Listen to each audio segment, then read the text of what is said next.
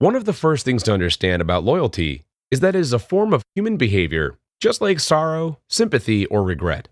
And like these other forms of expression, loyalty is influenced by factors that lie deep within our subconscious minds. We may think of loyalty as a very conscious decision or reaction, but in reality, it is very much driven by subconscious factors. A brief explanation in psychology is warranted here.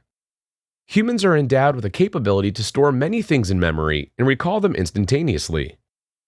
Sometimes we intentionally place something in memory for later recall, such as the directions to a place we may visit more than once. But more often, we experience something and our brain automatically stores it in memory. When it does, it also stores information about the effect associated with it. Did we like it? Dislike it? Fear it? Often, the stronger the effect, the stronger the ability to recall the item. That's why things that did not make much of an impression on us are more difficult to remember. This effect, tagging, occurs for people we meet, places we visit, experiences we have, and many other things we encounter.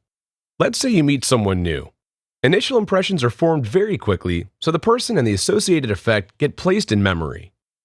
The next time you encounter that person, your brain automatically provides you with the memory and the effect it originally stored. These are both conscious and unconscious forms of loyalty. The conscious form might be a local grocer, where you realize that the local market is more expensive and less likely to carry everything you need. But you make it a point to shop there as a conscious decision to support business in your neighborhood. Unconscious loyalty might be a website you go to for certain things that has now become a habit that you always try first without even thinking about it.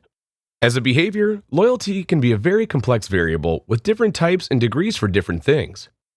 Customer loyalties to different stores, brands, or businesses vary extensively. In addition, unconscious loyalty is somewhat sticky in that once established, our mind will automatically keep going back to that until you override that unconscious thought with a new plan. Not an easy proposition. And then the new plan becomes somewhat sticky. There are also varying degrees of loyalty from weak to strong, and we frequently share or split our loyalties between two or more products or businesses.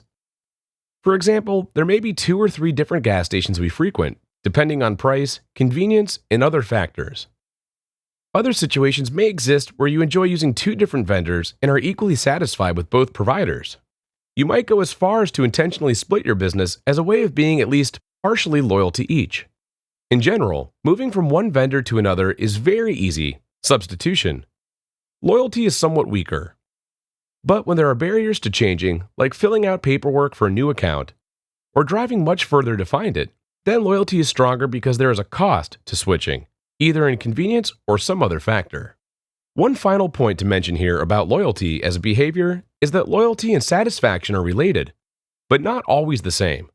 You can be loyal to a business without being totally satisfied, especially if there are few or no alternatives, or if the alternatives are much less convenient.